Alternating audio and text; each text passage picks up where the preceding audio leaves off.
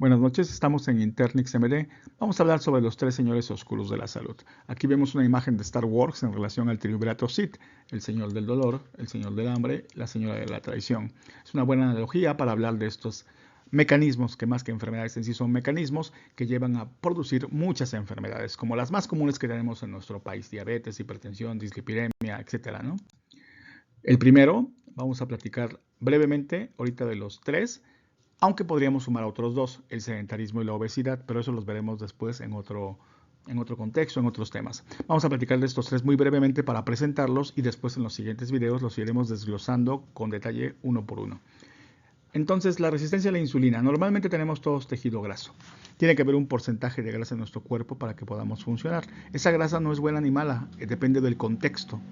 En el contexto que la persona hace actividad física, en el contexto de que la persona lleva una dieta saludable, esta grasa lo que hace es producir muchas sustancias, pero aquí vamos a mencionar dos: la leptina y la adiponectina. La leptina lo que hace es decirle al cerebro: ya comí. O sea, comí suficiente, manda una señal al cerebro y el cerebro lo que dice es: hasta aquí, se acabó. Esta misma leptina también mejora la sensibilidad a la insulina. Normalmente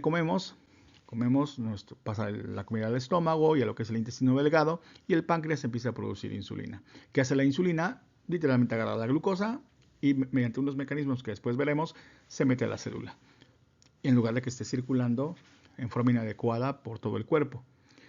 Pero también produce una hormona que se llama adiponectina, y esta adiponectina es una hormona que produce la grasa. Normalmente la produce la grasa parda, y lo que hace esta hormona es igual mejorar la sensibilidad a la insulina en propiamente el músculo, mejorar la sensibilidad a la insulina en el hígado y mejorar lo que es propiamente el endotelio. O sea, tiene un efecto en el cual la capa interna de las arterias se protege con esta hormona, y lo que sucede es que el vaso sanguíneo no deja de tener su capacidad de abrir y cerrarse en formas de acuerdo a las necesidades nutricionales y de acuerdo a las situaciones que la persona esté pasando. Entonces, esta capacidad se pierde y luego lleva a la hipertensión, o es uno de los mecanismos que después llevan a la hipertensión. Entonces, esta grasa produce estas dos sustancias y otras muchas más.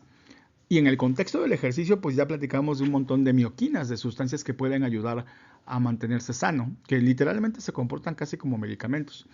Ahora, ¿qué pasa cuando esta grasa se da en el contexto de una persona que no hace actividad física, que la persona no lleva una dieta adecuada, que tiene un alto nivel de estrés? Bueno, pues todo lo contrario. Produce entonces esta sustancia, factor de necrosis tumoral alfa.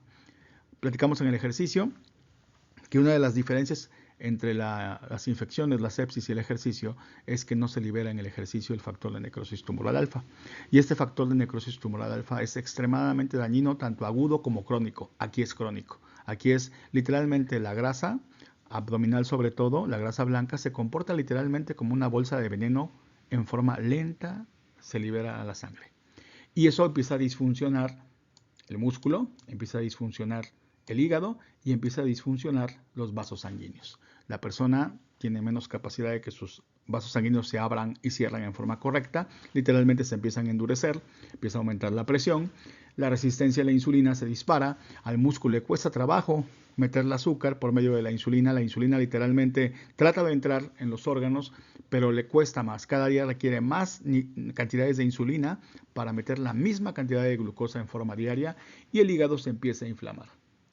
Y esto llama a un segundo señor, que es propiamente la metainflamación. Aquí vemos el mecanismo de lo que es la obesidad típica, donde hay hipertrofia de tejido graso, donde el tejido graso empieza a producir un montón de sustancias de hipoxia, en el cual no hay una buena circulación en este tejido graso, y entonces se empieza a producir literalmente toxinas, ¿no?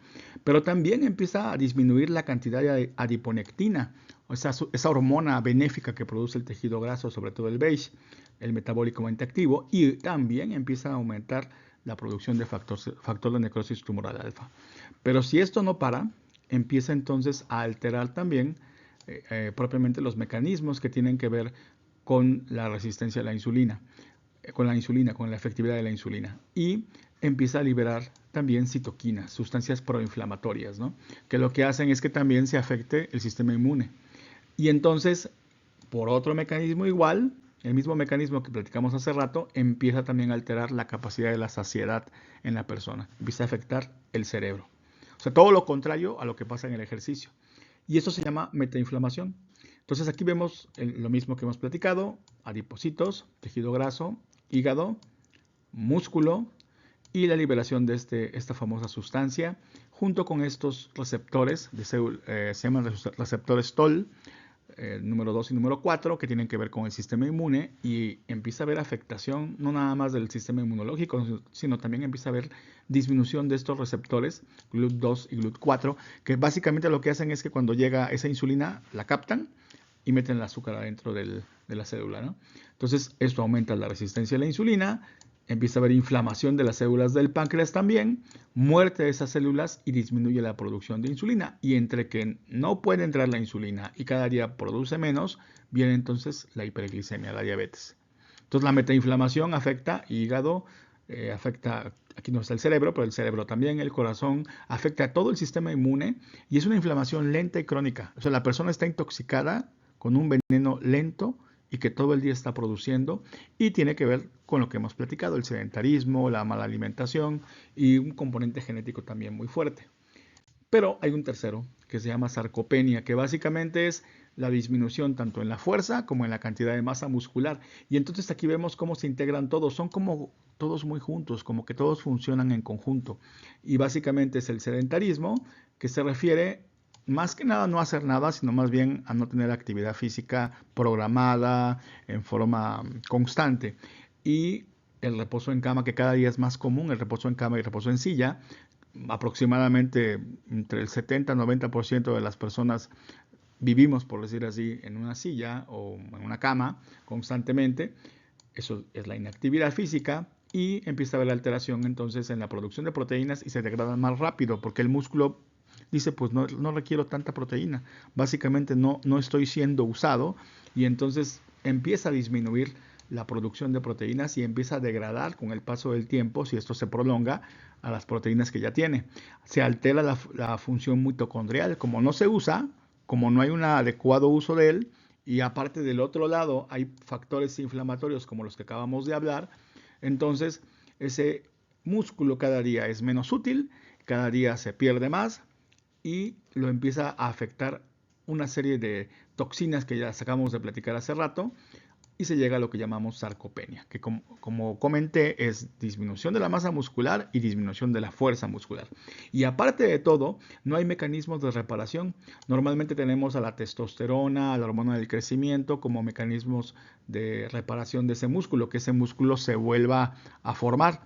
Cada día es menos. Entonces cada día a la persona le cuesta más trabajo recuperar la masa muscular perdida. Y la otra situación es que muchas personas en este momento se confunden y piensan, por ejemplo, que si ya tienen resistencia a la insulina, obesidad, sin comer adecuadamente por decir así, sus 3 comidas al día, piensan que eso les va a ayudar a bajar de peso, y no. Básicamente perpetúa más el proceso. Entonces vamos a platicar en los siguientes videos sobre estos 3 temas. Espero que le den like al video, que lo compartan con mucha gente que padece este tipo de problemas. Más o menos unos 70-90 millones de personas en México tienen este problema, así que compártelo con alguien que consideres que les será útil la información. Estén pendientes de los siguientes videos, suscríbanse y nos vemos en los siguientes días. Muchas gracias.